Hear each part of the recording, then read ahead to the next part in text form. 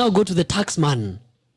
So this week, the Commissioner General of KRA, Kidhimburu, was in an interview and said how they have and are even more aggressively going to social media, to scan around and look for individual whose lifestyle is not consistent with their remittance of taxes.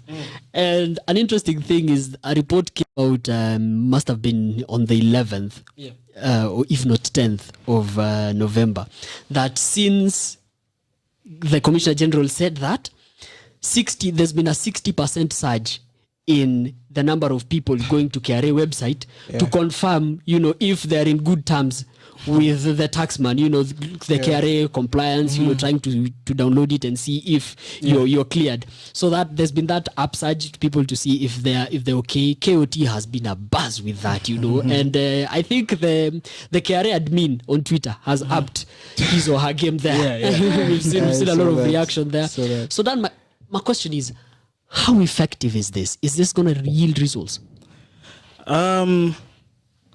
No, I don't think it's going to yield results. Really? Why? Because, again, most of the people who these guys are targeting allegedly are people who constantly we are in Costo, having bottles. Where then you're filing nil returns. The question should be, who's financing this lush lifestyle? The most likely it's the Mubabas somewhere who are. So if you go and again tax someone for going to Diani, that is double taxation.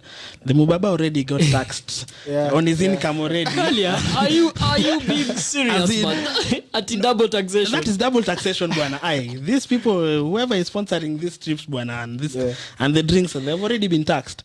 Unless it's illicit. I think maybe they could crack down a little bit more on the illegal business, wash guys maybe. That is probably the area that could be nabbed. And we saw there was this guy, it's called Hush Puppy, who was flaunting everything, and the FBI on his neck. Hush Puppy was filing nil returns with a Bentley. Anyway, but looking at this whole space, I think they're targeting people who. Yes, the perception is there on KOT that, the memes and everything. But I'm sure when it comes to allocation of resources and seeing how much energy and resources you allocate, human resource and everything into investigating something, and this person probably doesn't even have that. So I think it is going to be very, very targeted, much targeted than people probably perceive. So my initial thought was, is this even legal? So I consulted some of my lawyer friends on whether this is legal. KRA, quote unquote, spying on you on social media, stalking you. That's the thing. Running, seeing your IG, going to your FB on Twitter, and all that. So I consulted one of my friends, and she told me that it's actually very legal. Very legal or very illegal? Very legal. Do you know why? Very. Is there an I? Is there very? Then take a pause. Okay, it is very legal. Oh, okay. As in, it is very okay. There's no problem with it. This is because once you've put out your stuff on social media is an open source. It is public. It is in the public, okay? So this stuff, you've already put it in the public domain. So, you can't go and tell them, why were you stalking me? I mean, an IG account can be seen in Slovakia, in wherever. It's public, it's global. So, you have no right to go and question them, why did you stalk me? But of course, they can't go to the extent of probably, getting money from your account and the likes. Of course, that they'd need, reasonable, and also court and everything. So it's very legal. I actually think this whole thing started when Kenyan memers started making memes about people flaunting lifestyles, flashy lifestyles, and not still filing nil returns. But I didn't expect an organization like KRA to take that thing seriously.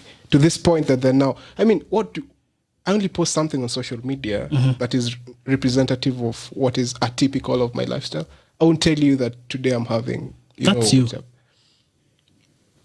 Can you log on to Instagram? I think that's you. That's you. You'll only you have you'll. No, that's a general psychology. People use social media. It's horses for causes. Yeah, it's just personal preference. If you want to put your stuff out there, you put your stuff out there. Yeah. But this is not something new. If you go to the US and you look at IRS has been aggressive on such kind of stuff. Mm-hmm. This is the kind of stuff that they use, to get taxes. IRS is known a lot as one of the most aggressive, tax collectors in the world. Yeah. And I'm just looking at that whole space and I'm thinking, if, Easter has said that it started with, people flaunting lifestyles and everything. Mm-hmm. But I tend to disagree because I'm looking at the tax to GDP ratio of Kenya and it's at around 13.8%. For a developing nation in Africa, we should be at least 20%. So there is a lot of work for KRA to do. Yeah. And then you look at the whole tax structure, many people are outside of the tax bracket. You see, many people outside of that, especially people in the informal sector. Mm-hmm. So you would find that someone is a landlord, has like 2 flats, each has probably like 6-7 floors and still doesn't pay taxes. Okay, so if you consistently take selfies with that flat, KRA is gonna come for you. How many people take selfies with their flats? But okay, it's just an example. But again, for me, I think the impact that it could have is if KRA goes out targeting guys for posting, like going to Diani or whatever, then it's going to have an effect on the consumer lifestyle. Because guys are now going to stop posting such things if it's going to get you like. So would that affect the general consumption in the country? That marketing goes down. Because now influencers do not really... there's no job for influencers. Unless, it's now important you put up there a paid partnership with Diageo. Yeah, paid partnership and because what's that money you got from this is paid partnership? How much? Wow, that's even bigger. So I think it reduces because now guys do not see the need to flaunt anymore. And because sometimes people buy for the sake of just flaunting. So flaunting, FOMO, and so the amount of FOMO in the country generally reduces. So people do not find the need to go out and like they live a chill lifestyle. That could be. It's a very long shot. But it could be. It is a long shot. It changes slowly. Because I won't stop going out, because of Githi. No, but the number of people who go out just because they saw someone in Diani, they saw someone somewhere, especially, and that's why even all restaurants these days, like most restaurants, are very big on the IG ability of the restaurant because that is what brings people there. So even in that space, like if Hani and Do, for instance, are not able to do all that fancy stuff, then and people are not posting Hani and Do, for instance, then fewer people end up. People are like, last time I checked, you had some shares at Hani and Do. No, this is not a paid partnership. Please, KRA. They'll ask you how much. But what does this have on the general perception of KRA? Initially, and this has always been my thought, that KRA should not be viewed, and KRA should not let themselves be viewed as a police, as Kenya Revenue Authority. Okay? But for Kenya, it is, especially because when you look at politicians, it is lepeni ushuru, tunawategemea. Exactly. That's a good one. That's true. But again, Dan, the overall perception is now KRA have just moved from people who the citizens are scared of. When you even receive an email from KRA, they're wishing you happy customer service day, but then you're like, you're tensed even when you're opening that thing because you might be summoned or something. So they're moving from that and adding another star in their shoulder of a stalker. So KRA is now a stalker on top of what they are. Okay, they're trying to be friendlier. Yeah? But it's working. 60% surge in people going to check their... That was fear-driven. It is working. Anyway, when you mentioned about tax GDP ratio, it shows what?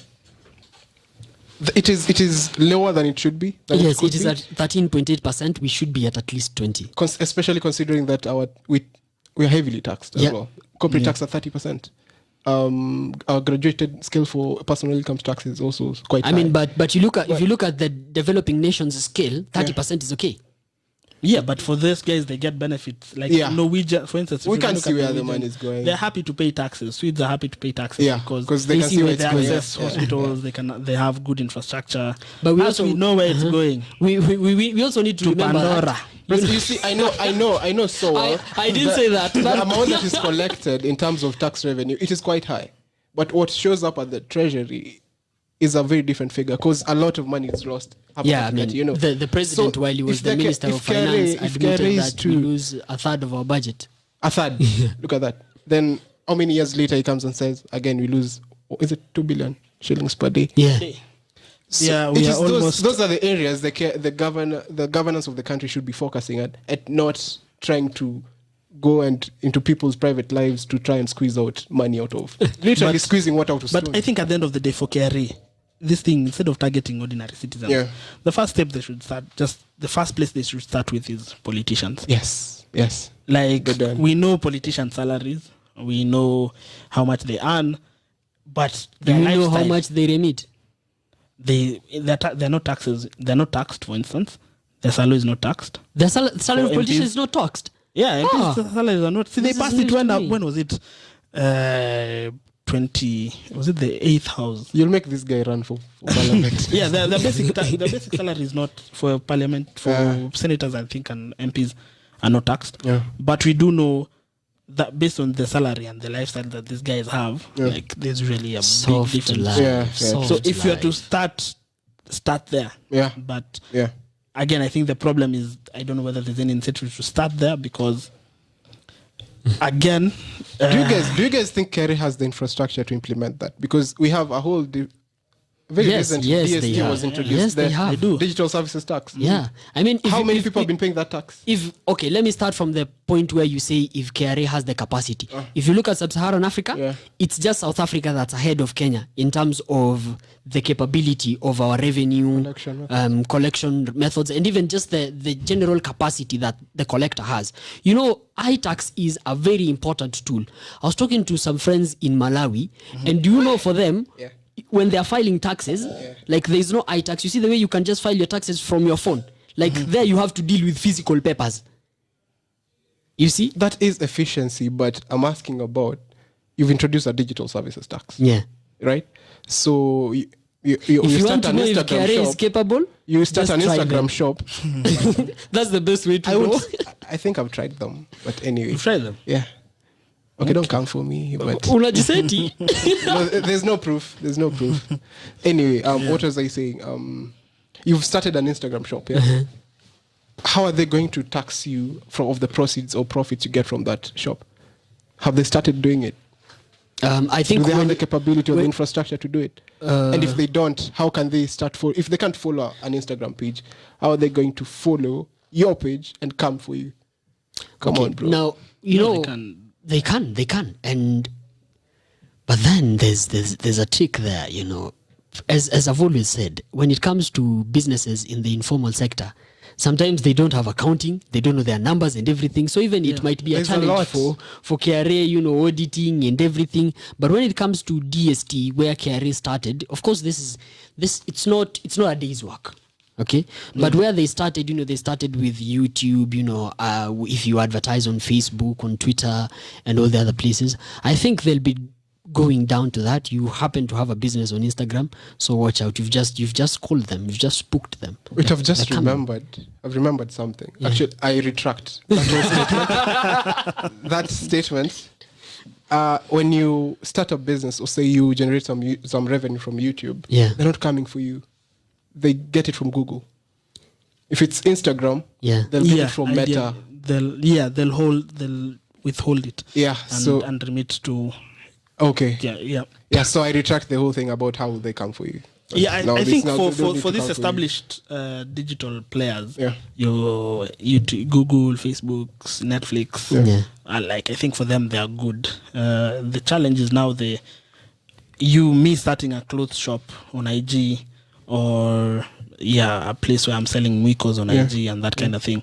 Now getting verification of how much of my inventory first, getting how much I'm selling, what are my expenses. It's gonna be what is hard the for them to taxable- audit. that's the challenge, and that's the challenge they've been facing with the informal sector. So then how they're going to implement this whole thing about It's following just up people? chasing you. But It's just it's just like chasing that, you. That is just like targeting. Yeah. It's very easy to target someone, and see, it's all about like when you're referring to the IRS, whenever they have tax audits on someone, like they just choose you and they come and. Yeah. And you know what? I think the documents. biggest debunker here for KRA when it comes to social media is just for them to confirm that, especially for people who have their name in their account. Okay, so if on Instagram this is Daniel Kalia, so if they and you probably have a profile picture, for example, that fits you, or many of the photos are yours. So I mean, they can easily see that yes, this is Dan Kalia. So you just pick that name, put it in the KRA database. They have your ID. They have that photo in your ID, though you might look different from that. And they just look at it and they're like, yes, this is Dan. So it's just for them to confirm that the identity of this KRA account PIN belongs to this particular social media. And then if they find a mismatch, that's what you're saying. It will always be there. There will always be a mismatch, at least 80% of the time. Okay, that's relative. I might not put a percentage on it. We don't know. We need to go to stock of the week.